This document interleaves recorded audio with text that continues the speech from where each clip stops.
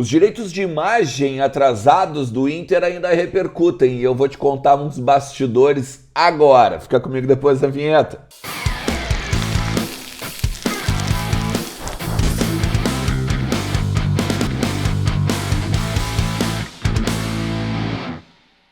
Fala galera, tudo certo? Tudo beleza com vocês? Então, vamos conversar um pouquinho sobre o Internacional, vamos tratar das questões internas do Inter, vamos tratar um pouquinho também sobre uns bastidores que eu andei descobrindo e que vocês precisam saber. Bastidores sobre os direitos de imagem atrasados, bastidores sobre esta lamentável, né, situação que o Internacional se colocou agora essa semana. Lamentável porque, olha, foi um vexame, né? Foi uma situação constrangedora que o Internacional passou e eu tenho uns bastidores sobre isso, porque muita gente me perguntava qual o papel do Autuori e do Mano Menezes nessa história toda. Onde o Mano Menezes e onde o Paulo Autuori estavam quando tudo estava acontecendo. Eu tenho alguns bastidores sobre isso. Primeiro, o Mano. O Mano, por óbvio, como um treinador deve estar, né? Ele ficou à parte. Ele ficou nem do lado da diretoria e nem do lado dos jogadores. Ponderou algumas deliberações do Internacional e dos jogadores do Internacional, mas preferiu se manter à margem, preferiu se manter sem estar junto com os jogadores e nem dizer que apoiava a direção, porque era uma reivindicação dos líderes e, obviamente, daí os jogadores querem uma coisa, ele não vai se meter. Agora, o que me disseram é que o Paulo Autuori, esse sim, esse ficou bem incomodado, tá? Por quê?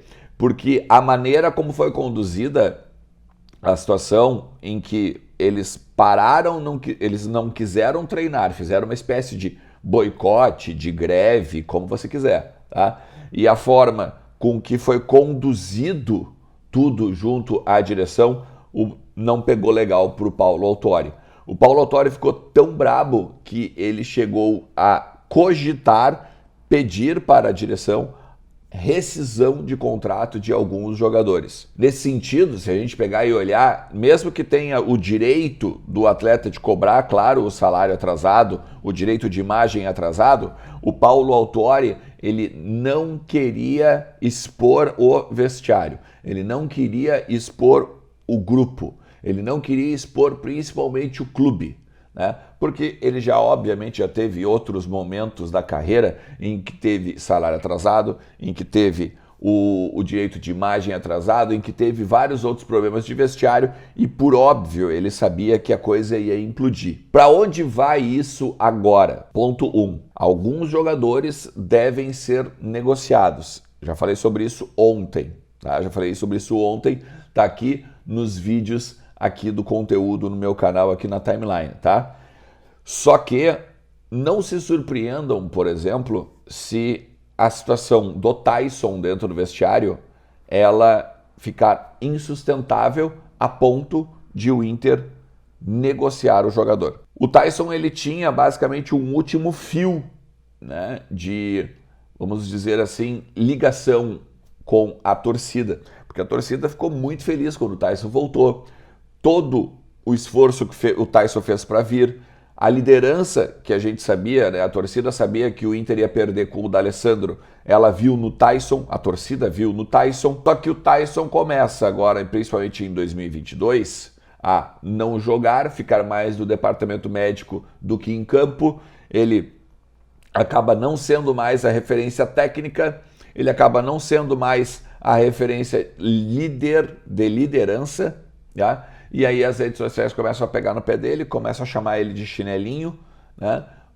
A opinião pública como um todo começa a questionar o que o Tyson faz no vestiário, e aí a partir dessa liderança que ele toma, né, ele toma a frente para fazer toda a situação dentro do vestiário, dentro desse direito de imagem, né, dentro deste atraso de direito de imagem, esse último fio ele acaba não existindo mais, né? Ele acaba se rompendo e a torcida começa a praticamente pedir a saída do Tyson, tá? A gente sabe como é que é o futebol, a gente sabe como é o futebol. O Tyson faz um gol, por exemplo, no Grenal e as coisas mudam, né? O Tyson faz um gol agora a cada jogo e as coisas mudam. O Tyson começa a se empenhar nos jogos e as coisas mudam. Mas, pelo menos neste momento, tá? A relação do Tyson com a torcida, ela tá muito tensa.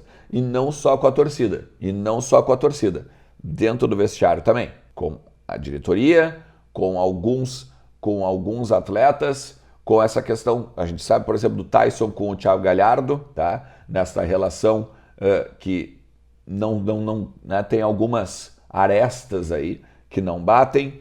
Então, tem uma série de coisas que a gente vai pegar agora ao longo dos dias e que a gente vai ficar de olho para trazer para vocês aqui. E aí a gente tem que pensar agora também o seguinte, cara, para onde vai isso? Porque o Tyson não vai jogar agora contra o Bragantino.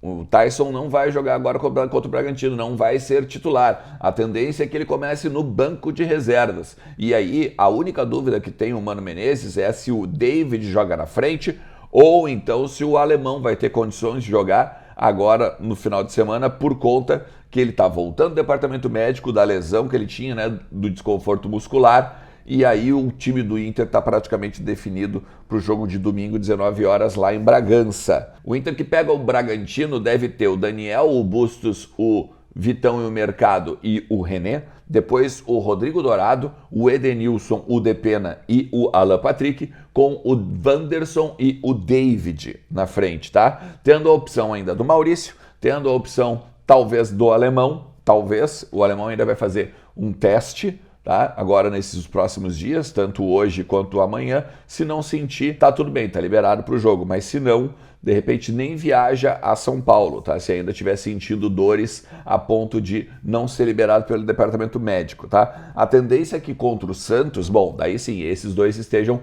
plenamente aptos a jogar, tá? O Maurício é mais provável que vá para o jogo em Bragança do que o alemão, tá? Então é interessante que a gente saiba sobre isso, que a gente vai agora tá atualizando vocês ao longo do dia. Por isso, te inscreve no canal, ativa a notificação e vem comigo. Vamos chegar nesses 12 mil hoje ainda, sexta-feira. Será que a gente consegue? Então tá, vamos fazer um sextou bonito aqui no canal, feito? Um forte abraço para vocês, se cuidem, tchau!